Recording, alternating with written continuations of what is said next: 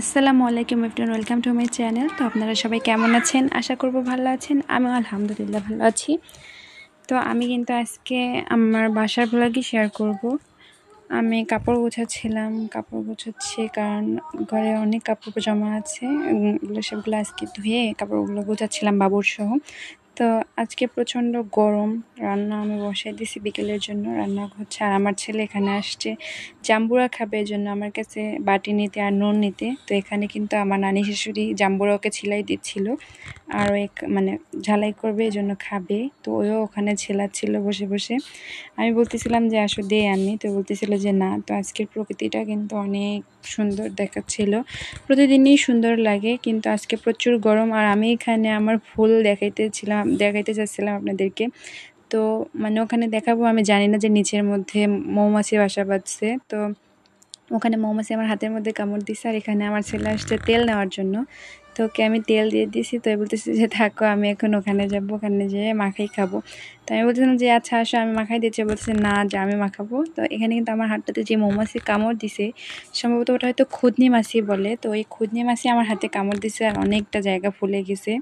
আমি ভাবি নাই যে অতটা ফুলে যাবে। যখনই কামড় দিয়েছিল তখন একটু জ্বলছিল হাতটাতে, আর এখন অনেকটা ফুলে গেছে। তো আমি এখন কিন্তু মানে ভাবি নাই মৌমাছিটা আমাকে কামড় মারবে। তো আমি তো জানতামই না যে ওখানে মৌমাছি ছিল। তো আর কি করার, ভুলবশত কামড়টা দিয়ে দিয়েছে আমরা। তার আমার ছেলের হাতে যে রং দেখলেন, ও হচ্ছে মেহেদি দিছিল, কারণ এই মেহেদিটা হচ্ছে আমার বাগ্নির ছিল। তো ওই গেছে চলে, এখন ওকে দিয়ে গেছে মেহেদিটা, ওই জন্য মেহেদি দিছিল। আর এদিকে কিন্তু আমার তরকারি হওয়ার পথে।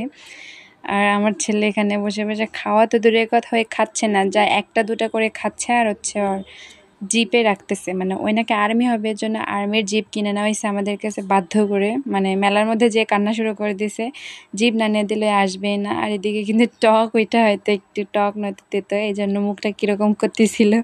মাশাল্লাহ, আমার ছেলেটা অনেক কিউট, আমি নিজেই বলি, কারণ আমার ছেলে আমার কাছে সব থেকে সেরা।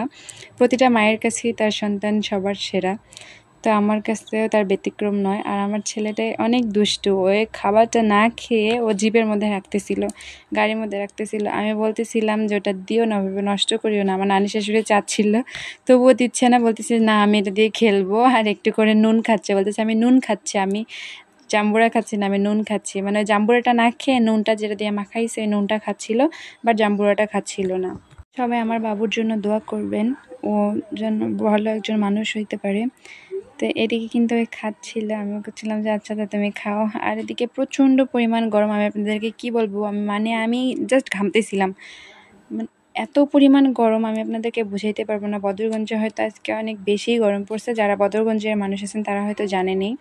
আর আকাশের অবস্থাটা দেখেন কতটা সুন্দর, মানে সারাদিন রোদ দিয়ে বিকেলবেলা রোদটা নাই, বাট উপরে গাছগুলোতে দেখলে দেখা যাচ্ছে একটু করে রোদ ওইদিকে। আর আকাশটা কিন্তু অনেক সুন্দর দেখাচ্ছিল। আর আমার ছেলে এদিকে জাম্বুরাগুলো ফেলেই দেখেন কি অবস্থা করছে। তো আপনারা সবাই ভালো থাকবেন, সুস্থ থাকবেন, আমার পাশে থাকবেন। ততক্ষণের জন্য আল্লাহ হাফেজ।